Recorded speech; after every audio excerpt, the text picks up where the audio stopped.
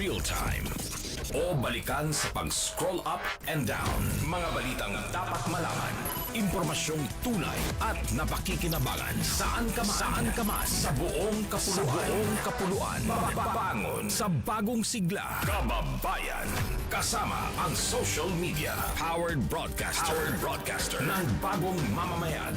Tapat sa pag-uulat. Ito po ang Presidential Broadcast Service sa Metro Manila. Radyo Pilipinas 1, 738 AM.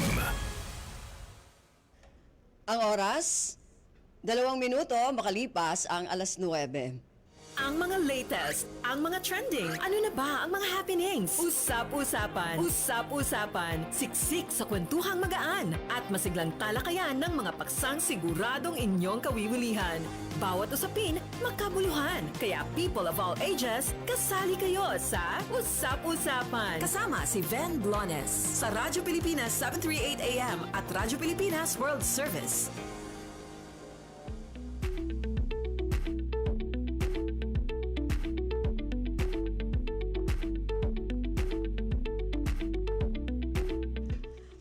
Magandang umaga po sa ating mga tagapakinig. Welcome po muli sa ating programang Usap-Usapan. Ngayon pong araw na ito ng Sabado, magkakasama-sama po tayo hanggang mamayang alas 10 na umaga. Siyempre napapakinggan po tayo sa ating himpilan sa 738 kHz, sa inyong mga radyo, sa AM band. At napapanood po tayo live sa ating FB account ng RP1. Napapakinggan din po tayo sa ating overseas radio, ang Radyo Pilipinas World Service, at napapanood din po tayo sa ating FB account ng Radyo Pilipinas World Service. Ako po si Ven Blones, samahan po ninyo ako sa kabuuan ng ating programa ngayong araw na ito at syempre marami pa rin po tayong pag-uusapan ngayong umaga. Kasama na po dyan ang tungkol sa mga panibago na idinagdag na mga guidelines. Kaugnay po dito sa mga delayed registration ng inyong mga birth certificate. Yan, pag-uusapan po natin yan. At pag-uusapan din po natin sa ikalawang bahagi natin yung nagawaran ng Forbes, no? Ng recognition bilang isang digital content creator. Yan, naalamin po natin yan sa ikalawang bahagi ng ating programa. Samantala, ready na ba tayo? Okay, ready na tayo via Zoom. Makakausap po natin tungkol dun sa binanggit natin kanina, no? Tungkol dun sa mga delayed registration sa inyong birth, no? O dun sa inyong kapanganakan. Ayan, mula sa Philippine Statistics Authority o PSA, Director 3 ng Legal Service, si Attorney Eliezer P. Ambatali. Attorney Eliezer, magandang umaga po. Magandang umaga, Sir Ma'am Ben. Naku, mukhang gagawin mo pa akong lalaki ngayong umaga. Pasensya na po. Apologies po, Ma'am Ben. Hindi. Nakalagay sa birth certificate ko, female. Kung may mali po sa birth certificate niyo, dadaan po sa aking departamento po yung yung birth certificate. Aayusin po natin 'yan. Ayun nga eh. Yun ang nga kinabahan ako, attorney. Baka nabasa mo sa birth certificate ko, may lang nakalagay doon. Pasensya na po. Sorry po sa aking pagkakamali. Hindi, okay lang 'yon. Ano lang naman 'yan, natural lang. Oo. Nagbibiro lang din ako. Anyway, attorney, para simulan natin yung ating usapan. Yung unang-una, sabi po natin, magkakaroon tayo ng additional guidelines, no? Para dun sa delayed registration of birth. Meron tayong memorandum circular dyan na ipalabas. So, ano po yung nilalaman nito? At bakit tayo nagkaroon ng mga panibagong guidelines, yung mga additional guidelines? Kulang po ba yung mga nakaraan? Opo. Ang additional guidelines po natin sa delayed registration na dated June 4, 2024 ay nailabas at nai-publish sa ating pahayagan sa Philippine Star noong June 12, no. So effectively we already have that memorandum circular coming from our Civil Registrar General took effect on June 12, 2024. Okay. Ang additional guidelines na to ay naglalayon na paigtingin ang ating proseso sa civil registration, particularly dito sa ating mga delayed registration, no? So um, siguro naman ay hindi tayo nasusubaybayan natin ang mga developments, no, so sa mga issues natin kamakailan hinggil doon sa mga naglipanan na ito ay ginagamit ng mga, especially yung mga foreign nationals, na na na backdoor route na para magkaroon sila ng birth certificate dito sa Pilipinas, no? So okay lang naman 'yon na magkaroon or ang pagkakaroon ng birth certificate kung talagang dito ka sa Pilipinas ipinanganak ay talagang mai-issue naman. Kaya lang kasi ang iba minsan ay ginagamit ito sa maling paraan, no? Or nagiging paraan itong delayed registration para magkaroon ka ng isang dokumento na naglalaman ng mga maling impormasyon. So naglalayon ang additional guidelines nito or itong MC 2024-17 na paigtingin na masigurado natin yung talagang impormasyon, yung totoong impormasyon at matukoy ng local civil registrar at ng PSA ang ating mga ang identity ng nagpaparehistro, especially yung mga medyo matanda na, of age na. So ito yung layon ng additional guidelines for delayed registration na ito. Ma'am. Okay. So attorney, bago ako pumunta sa iba pang mga tanong, ano yung mga nilalaman nitong guidelines, yung mga panibagong na idagdag dito sa guidelines na ito?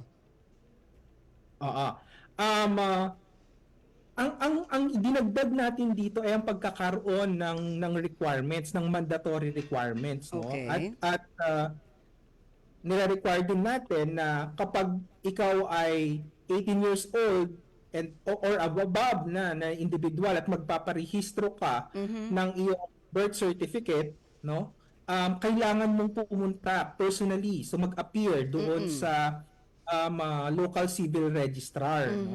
So kailangan ka ma-interview kasi ng local civil registrar para ma-verify na ito bang nagpaparehistro sa akin, talaga bang siya ay mag-engage mo doon Ma'am Ben, kung kung may itinatago o merong mga hindi nagtutugma doon sa mga doon sa mga salaysay, bukod doon sa mga isinusumite na mga dokumento ng isang individual. Pero dati ba, attorney, walang appearance? Ang appearance po ay optional noong nung mga before ng ating MC 2024-17, dahil ang pagtatala ng delayed registration ay po pwedeng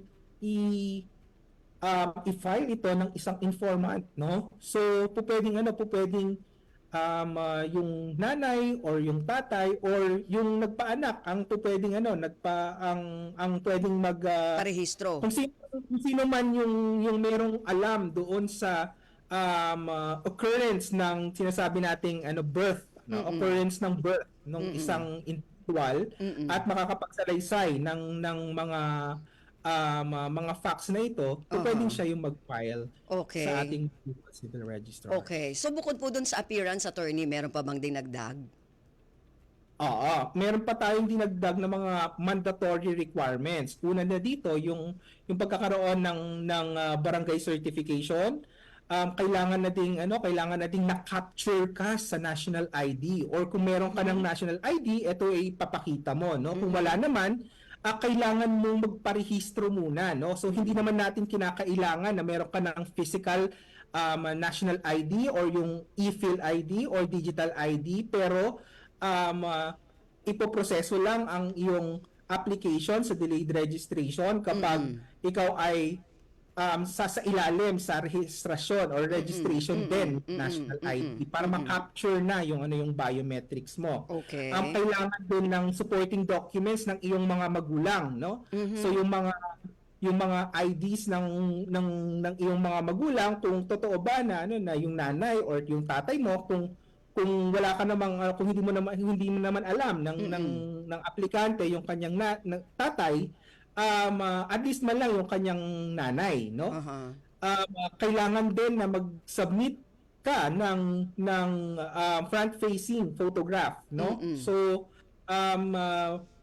para ito sa record naman ng ating mga local civil registrars. Okay. No? Okay. Bukod pa nito, meron merong mga nire-require dito sa memorandum circular na to na kailangan gawin ang local civil registrar. Pwede silang mag-ocular visit kung medyo during the interview siguro nung nag-a-apply ang ating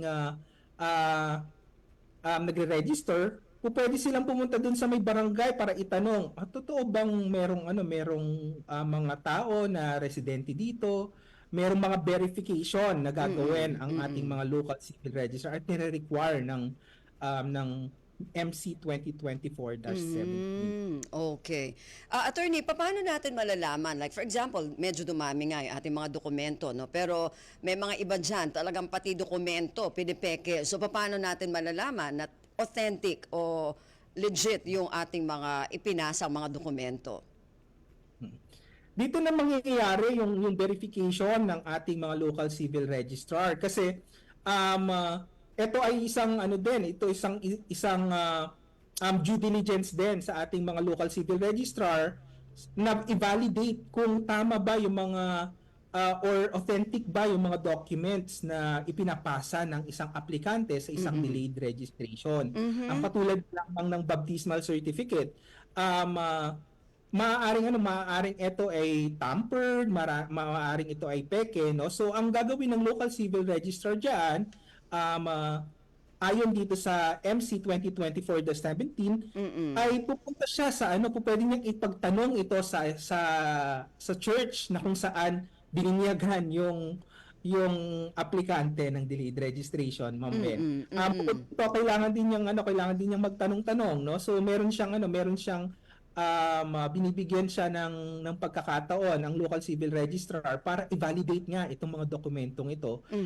I-validate kung ang mga say for example a PhilHealth ID, the local civil registrar can ask the PhilHealth if that ID or any government ID is really issued by that government agency. Okay. So, attorney, marami ba paano natin masasabi na dapat i-cancela itong delayed itong birth certificate na ito? Paano natin ito ginagawa? At saka marami ba tayong nakakansela ng mga ganito? Sa pagkakansela ng birth certificate, no? Ito po ay dumadaan kasi kapag nandyan na siya sa National Repository at saka yung repository natin sa ating mga local civil registrars dahil meron po tayong local civil registrar repository, ito yung nandoon sa munisipyo, no?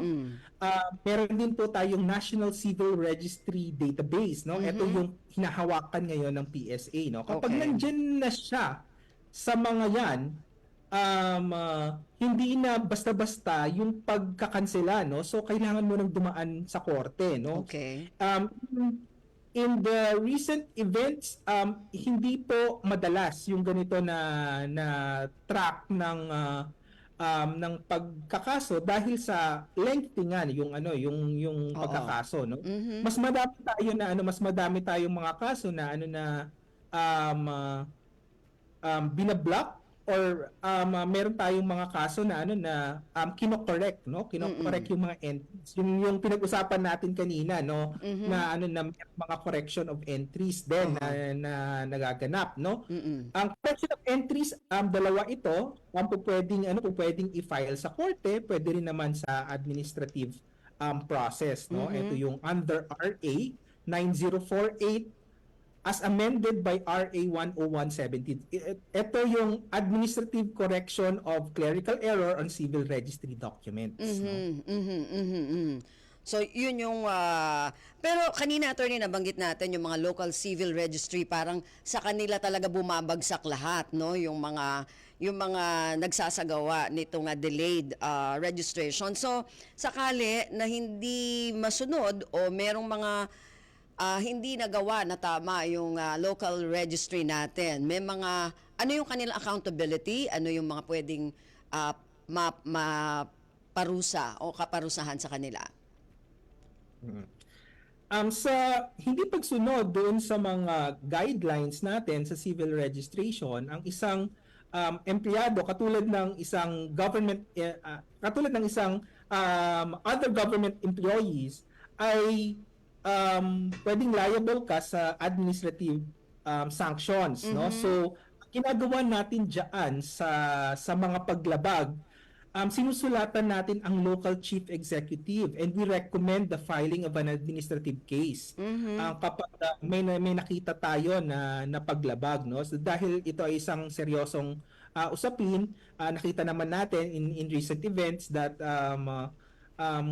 kung merong mga lapses ang isang empleyado, both the local civil registrar's office, no, and the employees of the PSA, no, kung meron tayong nakita diyan na pwedeng i-file ng administrative case, we recommend the filing of the administrative case. By the way, Ma'am Ben, we only recommend to the local chief executive, so ito yung mga city mayors natin, no, the filing of an administrative case dahil ang control, ang supervision and control sa ating mga local civil registrars ay nananatili doon sa mga local government units natin. Okay. So ang mamamahala kung sakali, no, may accountability yung local civil registry natin, yung kanilang mga local executive doon.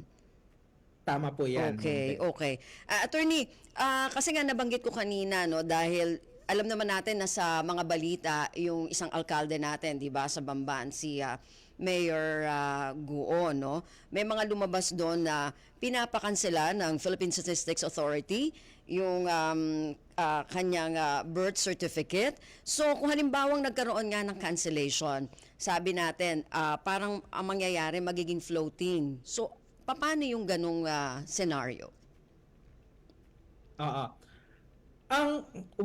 Doon sa mga ulat kasi na kung mapapatotohanan nila na merong mga documents talaga siya na siya ay Chinese, magre-revert back siya sa kanyang talagang identity, no? So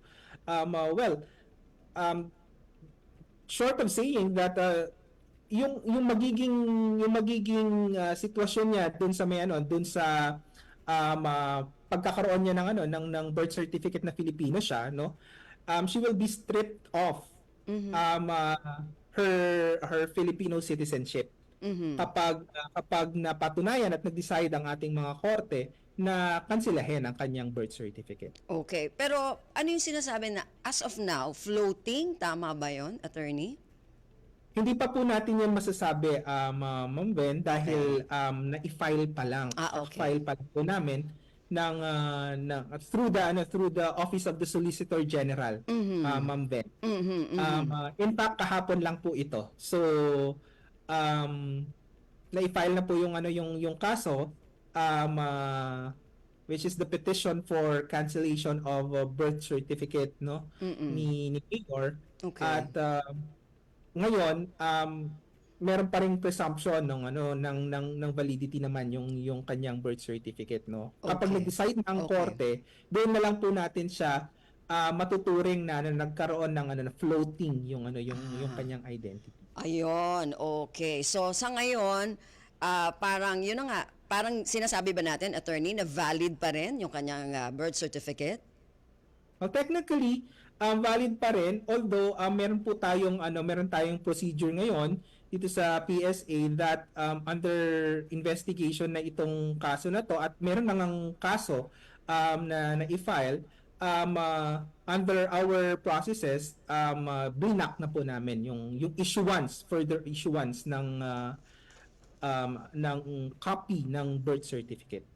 Okay, sige. Pero attorney, may nabanggit kayo no doon sa isang article na yun na nga iniimbestigahan yung mga ganitong may mga modus ano at sinabi ninyo partikular yung lugar ng Lanao del Sur ng paggamit ng mga dayuhan nga dito sa mga delayed registration of birth. So bakit natin na pinpoint? Bakit nasabi natin Lanao del Sur?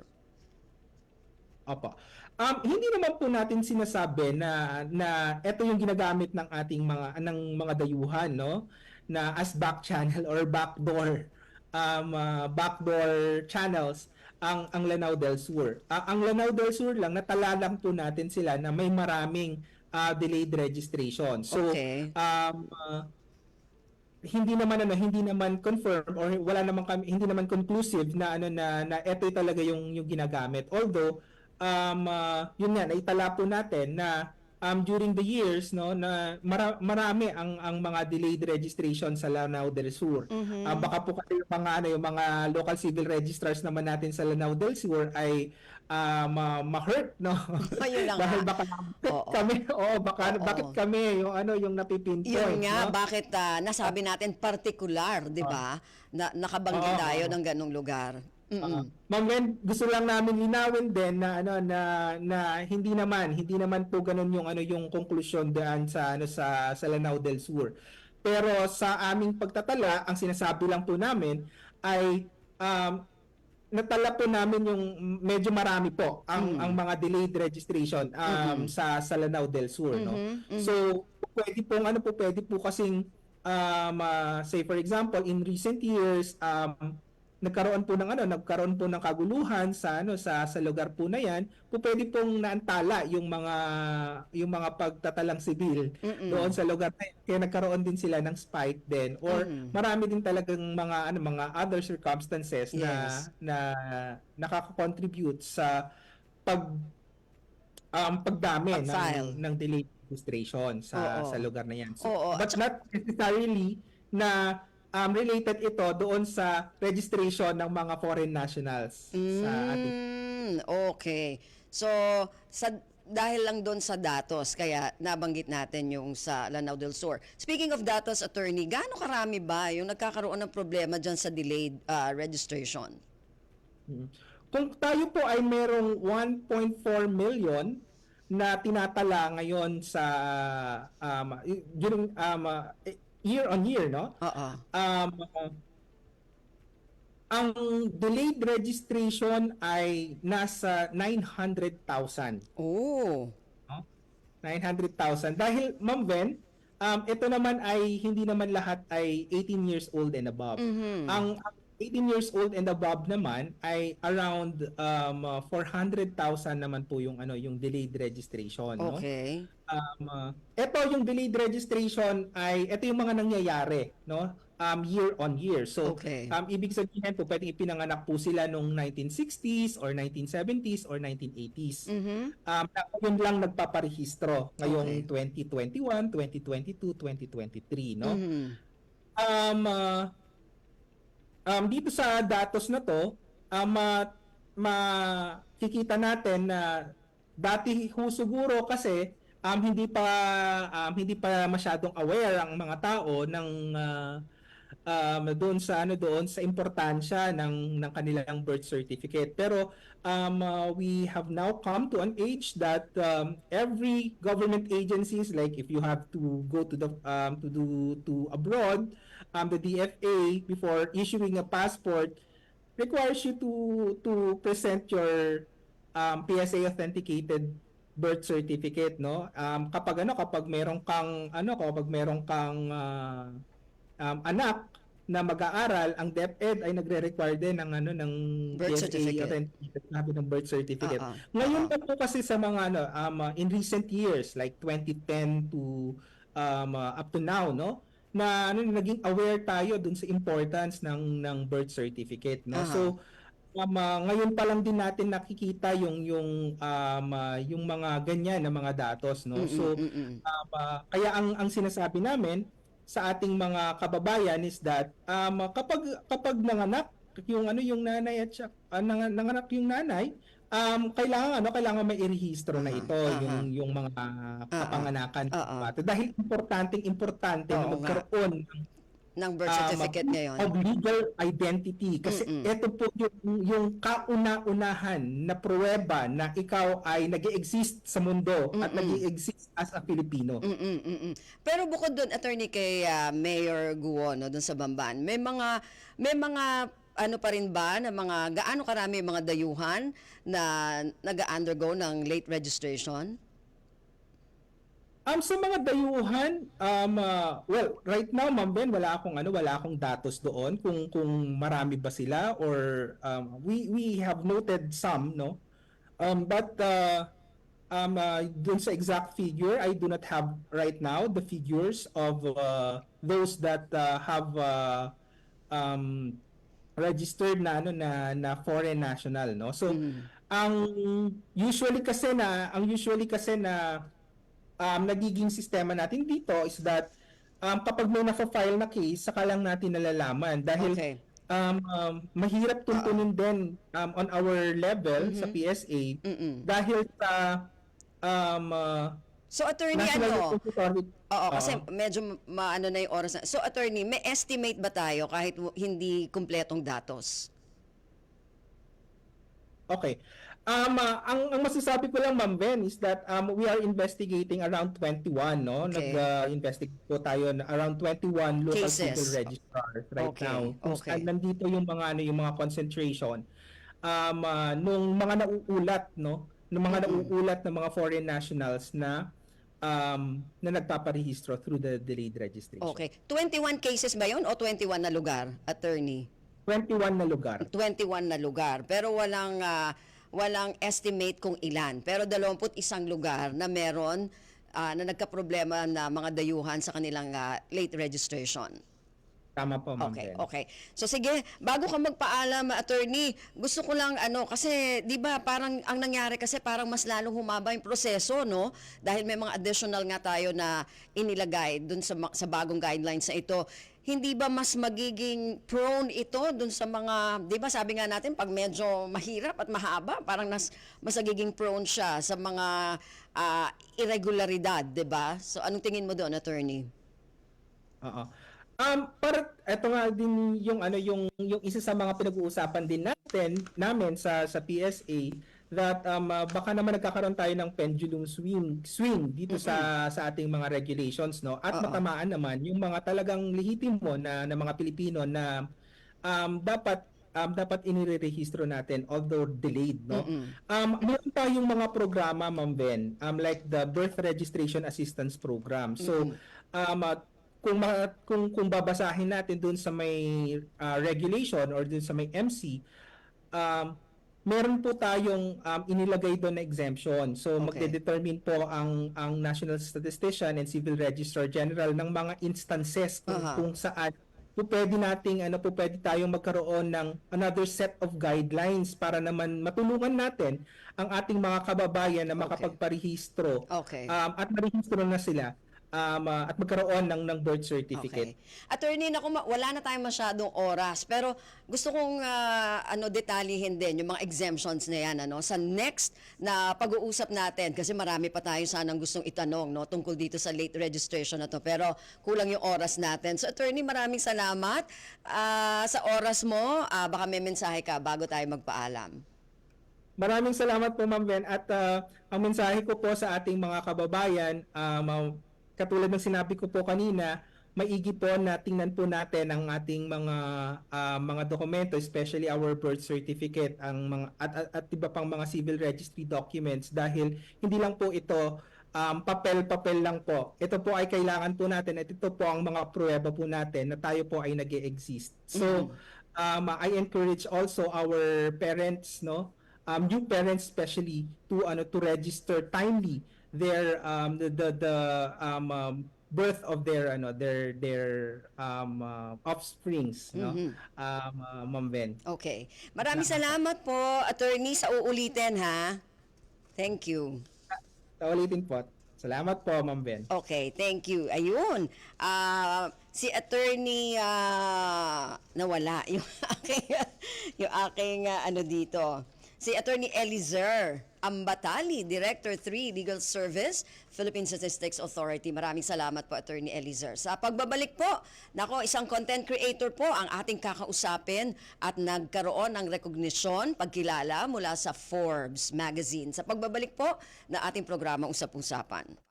Sa komentaryo, patas at matalino. Alam niyo naman, both houses dapat yan eh. Hindi naman po pwedeng dyan lang sa Senado, hindi naman po pwedeng dito lang sa Kamara. Sa dami po ng mga magsasaka na nangangarap na mabigyan po ng pagkakataong maibenta kanilang mga produkto dito po sa Maynila. Fake news, binubura, tinutuwid mga binaluktot na balita. Na-interview pa nga natin ng PhilHealth dito. Pinupush nga po nila yung karagdagang premium. Tayo no, sa FDA kasi ay ginawa, alisunod na rin no, tinatawag na create law. Radyo Pilipinas, 7:38 AM. Sa balita't impormasyon, tapat sa pag-uulat.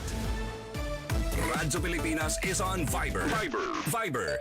One tap and swipe. Nandyan na lahat. Receive credible news and information. Pati mga trending topics at videos. Sure na meron dito niyan. Stay on track with Radyo Pilipinas on Viber. Pick up real news. Catch the latest and biggest stories. Search Radyo Pilipinas on Viber and hop in to our community. Good news! Ang inyong pinagkakatiwalaang Radyo Pilipinas nasa TV na. Oo, nasa TV na. Ang Radyo Pilipinas 738 AM ay live nang mapapanood sa Channel 3 ng ABS-CBN TV Plus at Channels 45 to 49 ng GMA Affordabox. Kaya may access ka na sa balitang totoo anytime, anywhere. Sa radyo, sa social media at TV. Radyo Pilipinas 738 AM. Mga kwentong nakakatuwa. Mga usaping kapupulutan ng aral. Usap-usapan. Kasama si Ben Blones sa Radyo Pilipinas 738 AM at Radyo Pilipinas World Service.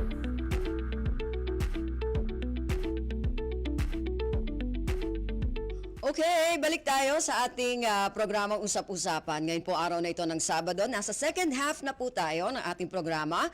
Tulad ng binanggit natin, kakausapin natin ang isang digital content creator at isa sa mga nabigyan ng pagkilala o recognition ng Forbes 30 Under 30 Asia Class of 2024. Tanungin natin kung ano yun. Pero nakilala siya bilang Lumpia Queen. Nako.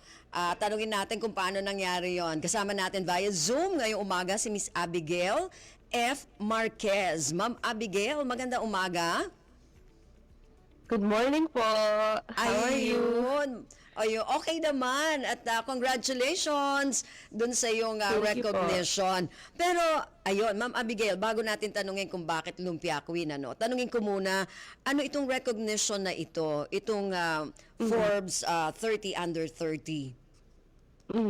So, Forbes 30 Under 30 is 30 people under 30 years old who are recognized by Forbes as notable people from their own fields. Okay. Yan po. Okay. So, 30. Paano pinipili yon, Ma'am Abigail?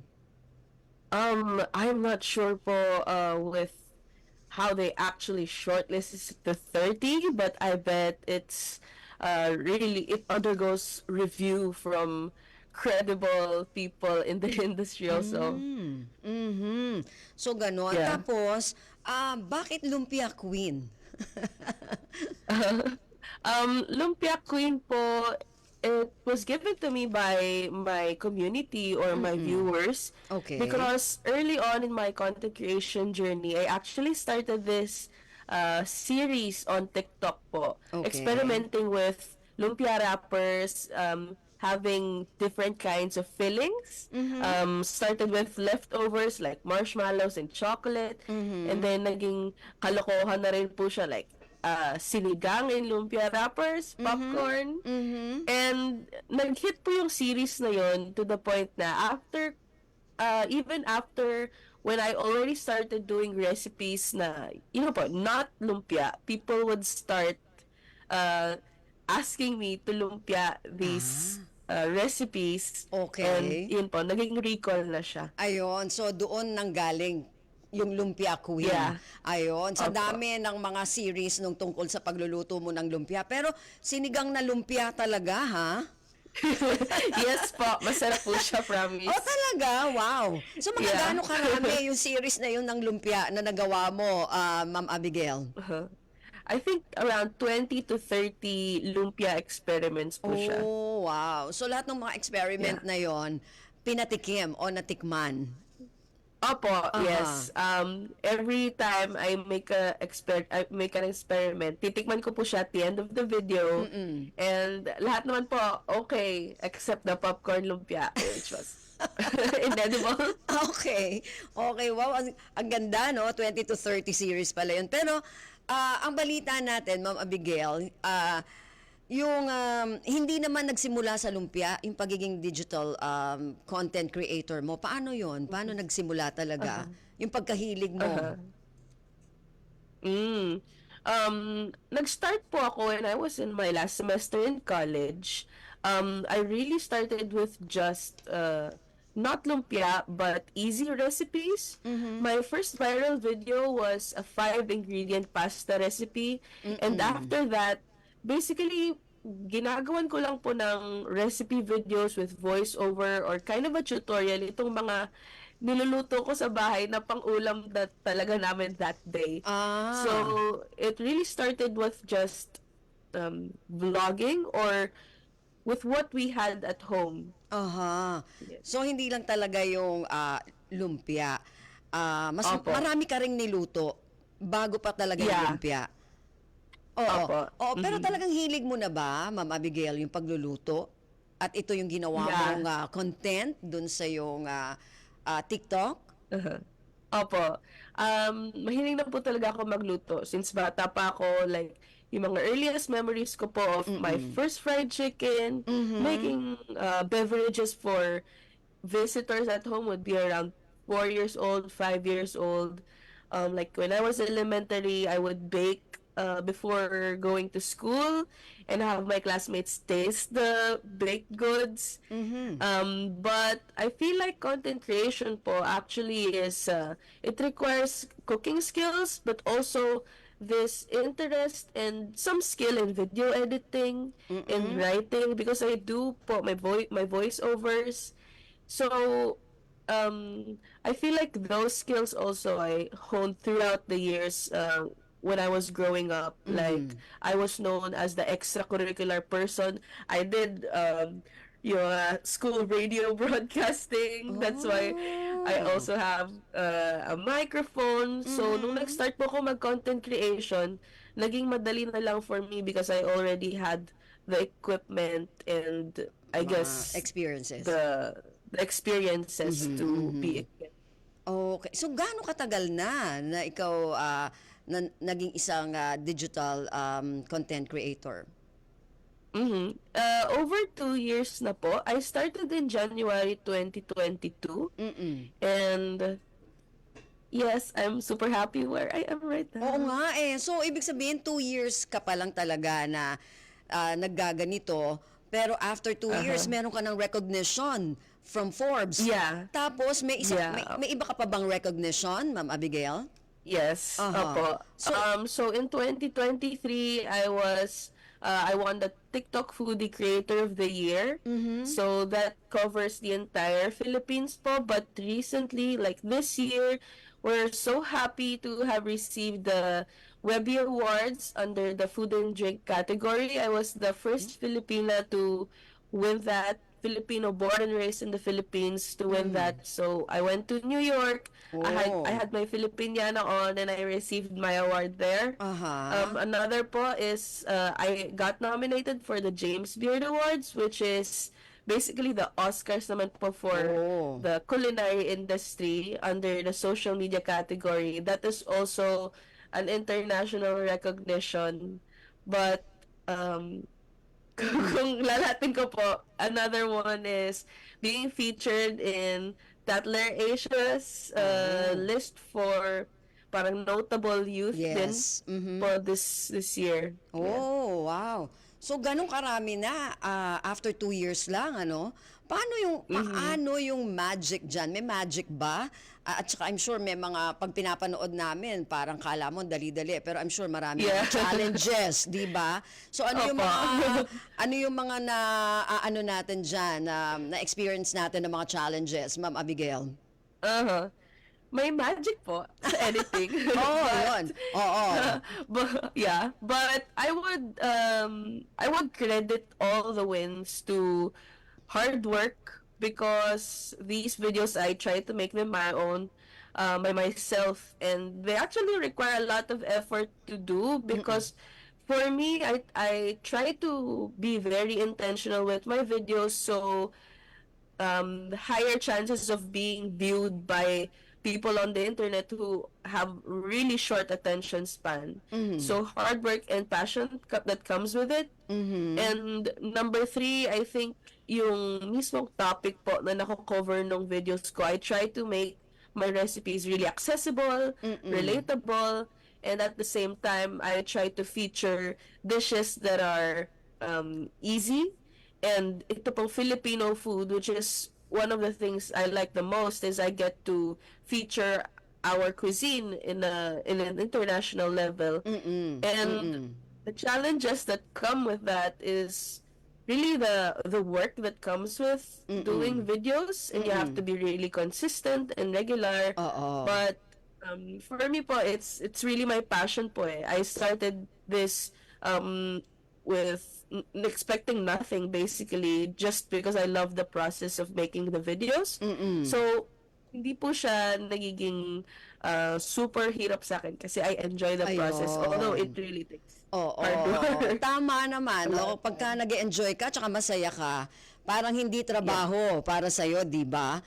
Oo. Tsaka bukod doon, Ma'am Abigail, kanina nabanggit mo rin nga no, na yung mga Filipino foods ay naipipresent natin sa ibang level, di ba? On international level na. Tapos, I'm sure nakakatulong din yung content mo na yan sa pagpipresenta, no? O pagpapresent pa din at pagpo-promote ng ating mga pagkaing Pilipino, lalo na yung lumpia, di ba?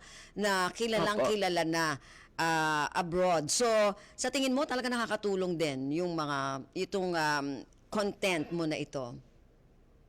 Opo, for sure. I think nga po itong mga awards na ito is one of the best signs we could look at in terms of impact, because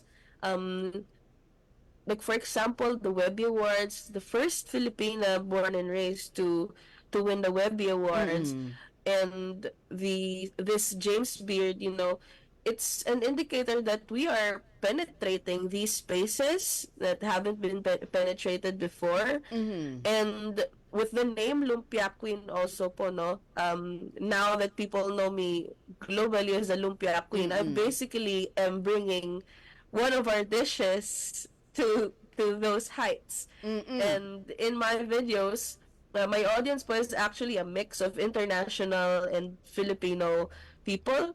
And whenever I try to make my videos, I always wanna parang put some inclusions of our culture, a sneak peek at our cuisine.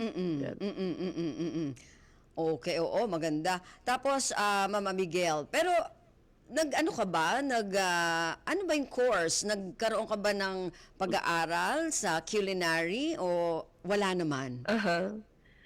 I would call myself a self-taught cook, although I did take hotel and restaurant institution management po in UP Diliman.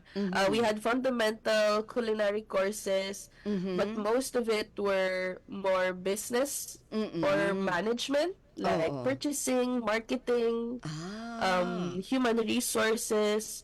I would say it really helped me po, especially when I was having my first year in content, because there's a lot of business that goes into it as well, like collaborating with brands, having clients to make the content creation something monetized or as your career. Ayan. And like for example po, in purchasing, we were taught ano ba yung good qualities ng karne pag bibilin mo siya sa palengke.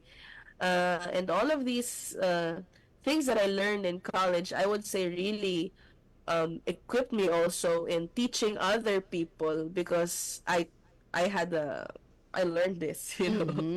Okay. So at least meron din pala, no, na kahit paano na background. Yeah. O yun. Kaya ito rin yung napuntahan mo. Pero kanina, Ma'am Abigail, nasabi mo na, yung mga hard work, kailangan natin yan, di ba? Pag may mga ganito tayong ginagawa. So sa mga, ano naman, yung mga gustong tahakin din, yung pagiging ganyan, yung parang social media influencer, may mga no-no ba? Oh, opo. Siguro po I would say, when you start doing content, you should do it because you want to do it or you love to do it. Because if you start for the wrong reasons, for example, you want to start doing it to earn just for the money, I think you'd be disappointed in the beginning and a lot of times in the process because you don't actually get monetized or get money from it in the first few months or maybe the first few years because the money comes from having a big community, a big following, and you don't start with that. And as I've said nga po, the process is really challenging. It requires a lot of time. I personally parang take 2 to 7 days to make a single 1-minute video, and I know a lot of people who take much more than that, depending on the effort they want to put in the videos. So it takes resources, energy, and all of this. So you really have to love what you do in order to excel in it. Okay. So, ang number one talaga, gagawin mo itong trabaho na ito hindi lang dahil sa pera, no? At saka sa views, kundi dapat ay gawin mo to dahil ito yung nagpapasaya sa'yo.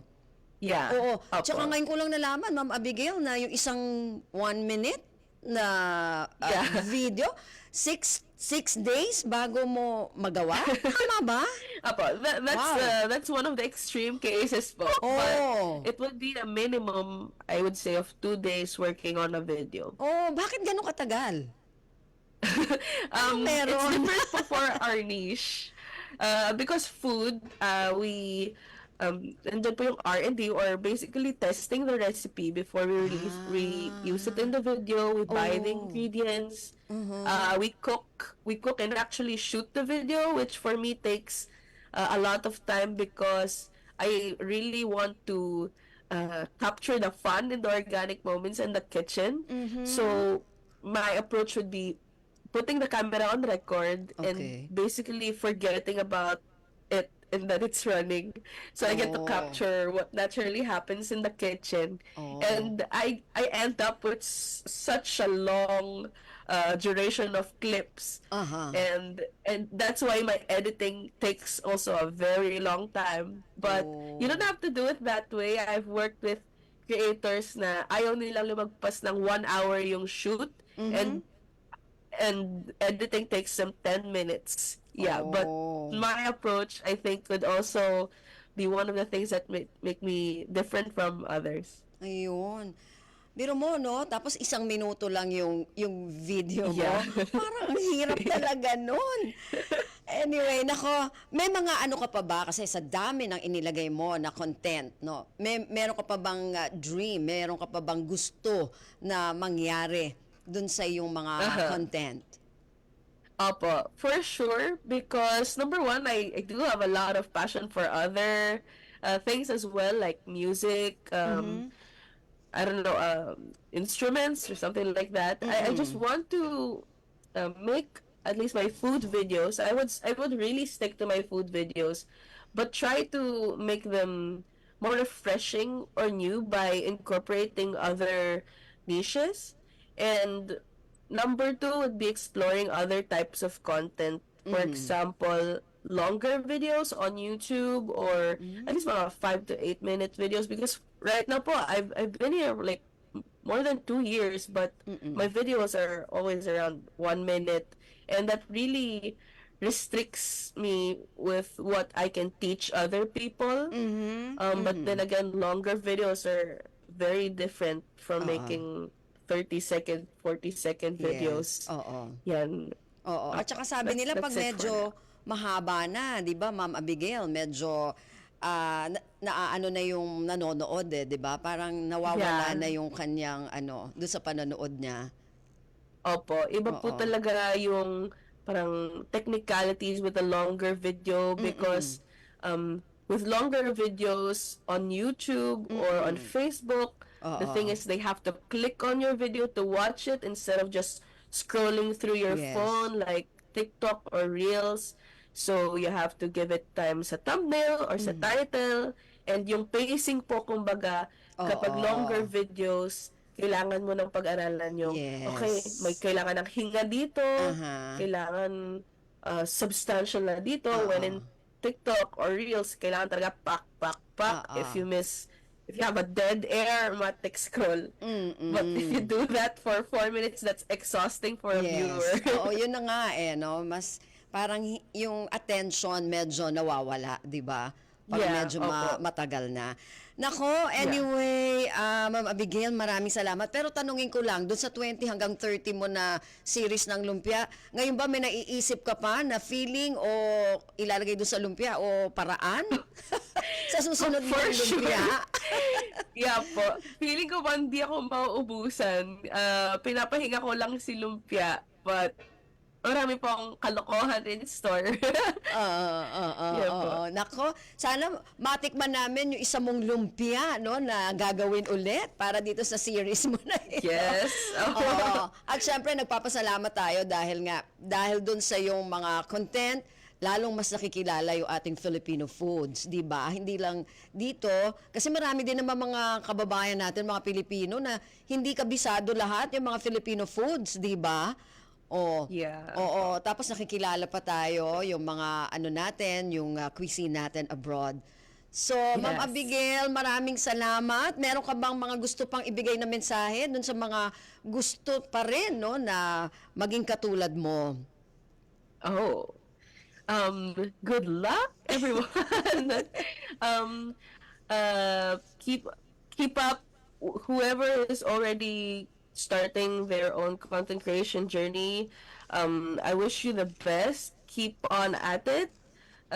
Just to make sure to keep your passion at it alive, and don't forget about the Filipino cuisine, the Filipino culture. We need more of it in the media and in the internet. Ayun. Maraming salamat, Ma'am Abigail. Ang lumpia, Thank you so much, ang ma'am. lumpia queen ng Thank TikTok. you. Okay, thank you very much at congratulations ulit, Ma'am Abigail. Thank you po. Okay. Maraming salamat po kay Ma'am Abigail F. Marquez. Ayan, mas kilala sa kanyang pagiging lumpia queen bilang isang digital content creator at na-recognize ng Forbes 30 Under 30 Asia Class of 2024. Okay, so bago tayo, maraming salamat muna dun sa mga naging tagapakinig natin at syempre dun sa mga naging panauhin natin ngayong umaga. At maraming salamat sa mga nakasama natin sa ating technical side kay Rolling Bumatayo at kay Aliston. Ano nga first? Alam mo lang, yung, Julian, ayun, kay Julian. At sa ating production side kay Bea de Guzman, Bea Gaza de Guzman at kay Erwin Peñano. Pero syempre, bago tayo magpaalam talaga, isang importanteng anunsyo. Palagay ko mamaya magsasarado ang Visayas Avenue, no? Meron ba dyan tayong tugtugin? Happy birthday. Siguro mamaya magiging happy kami, no? Sa ating kasama dito, kay Rolly Bumatayo. Ano na, pare Koy, mamaya sarado ba ang Visayas? Sige, maraming salamat. Happy birthday. Doon daw tayo ni Rolly sa Sofitel. Okay, so ready na tayong lahat ha. Loko lagot kayo, baka tayo singilin dito. So, wala na. Porke sarado. Ikaw talaga, Rolly, oo. Anyway, maraming salamat po ulit at hanggang sa susunod po na edisyon na ating programa. Ako po si Ven Blones, ang tabayanan kalipunan ng mga balita sa inyo sa pamagitan ng ating kasama na si AJ Ignacio. We know you're always on the go. Pero ang mahuli sa balita is always a big no-no. Kaya Radyo Pilipinas is here to keep you up. Bookmark our website at www.radiopilipinas.ph. Follow us on Twitter at Radyo Pilipinas 1 and like us on Facebook at www.facebook.com/Radyo Pilipinas 1. Together, let's dismiss disinformation. Radyo Pilipinas, 738 AM. Philippine Standard Time,